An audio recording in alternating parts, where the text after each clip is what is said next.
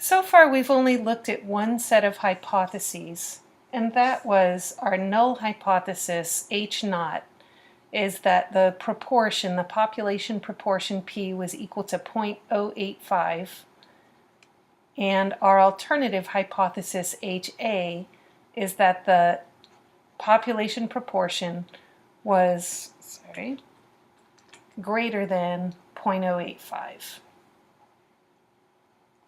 That set of hypotheses goes with this second question: is there evidence that the proportion of December birthdays is higher than what it would be if the dates were mixed properly?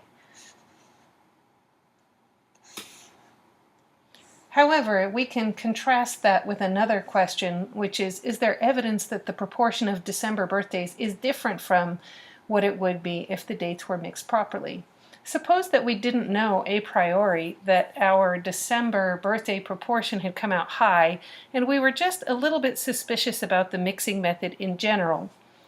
It would be more appropriate to ask this question, and in fact, this question should always come up before we have looked at our sample statistic and before we know what our data indicates. This would have the same null hypothesis that the population proportion is equal to 0.085. But in this case, our alternative hypothesis is that that proportion is somehow different from, and we use not equal to, 0.085.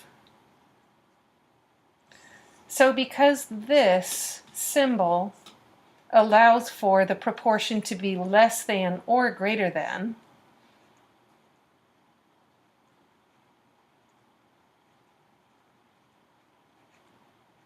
whereas this other symbol really only detects whether the proportion is greater than this value, we would call the first one a two-sided alternative hypothesis. And we would call this second one a one-sided alternative hypothesis.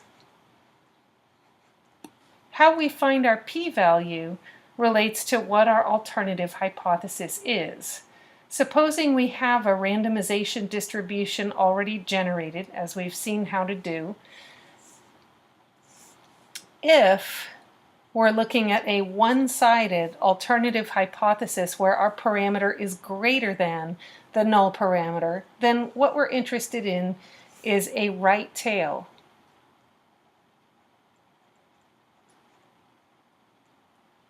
And we can see the right tail here. We expect that our sample statistic is going to be to the right of the null parameter.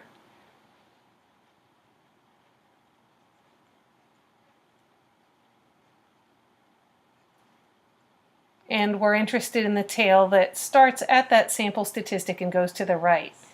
If our sample statistic were to show up to the left of the null parameter, we would stop the test because it's clear right away that that sample statistic does not support the null hypothesis.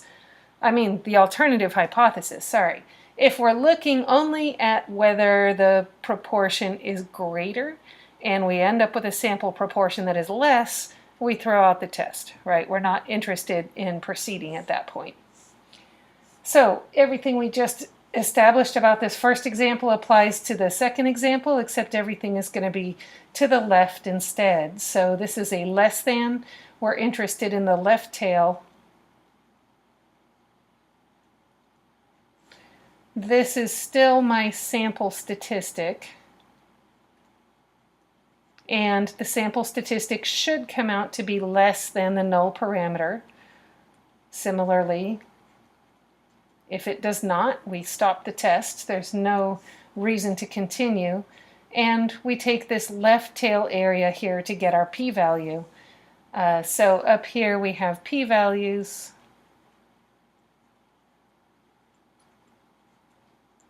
In these boxes above the tail. So both of these illustrate a randomization distribution with a p-value of 0.025.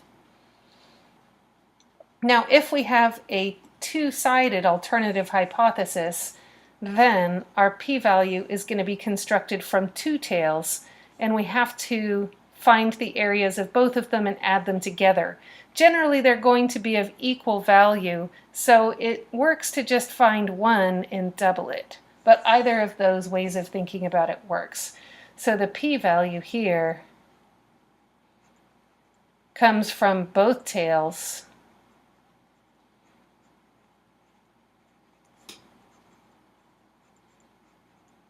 We would add these up, 0.025 plus 0.025. This is illustrating a p-value of 0.05 in this case. Or, if you know the p-value from one tail, you can just double it. So we can just say 2 times 0.025 gets us 0.05.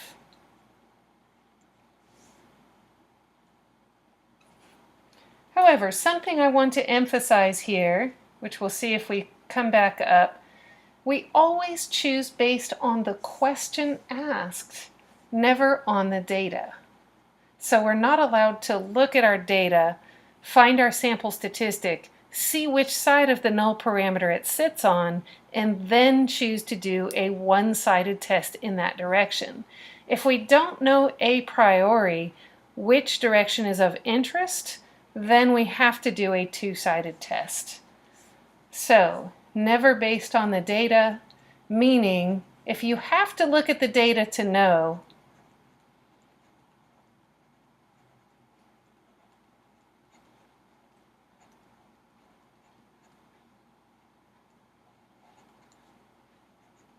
then you should be doing a two-sided test.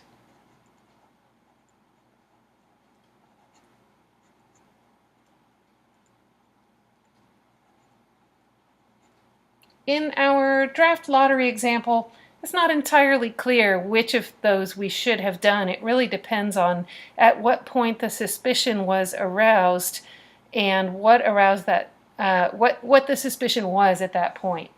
If watching the process made somebody think, I think this would have too many December birthdays before they had seen the outcome of any of the draw, then it would have been reasonable to do the test that we did using a one-sided test with a greater than.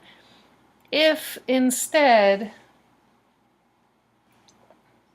someone were to just be suspicious that December birthdays might be over or underrepresented, it wouldn't be fair to look at the outcome and then choose to do a one-sided test. So in that case, we really would have had to do a two-sided test. The way that we approached it, we did see the data as we were motivating the question.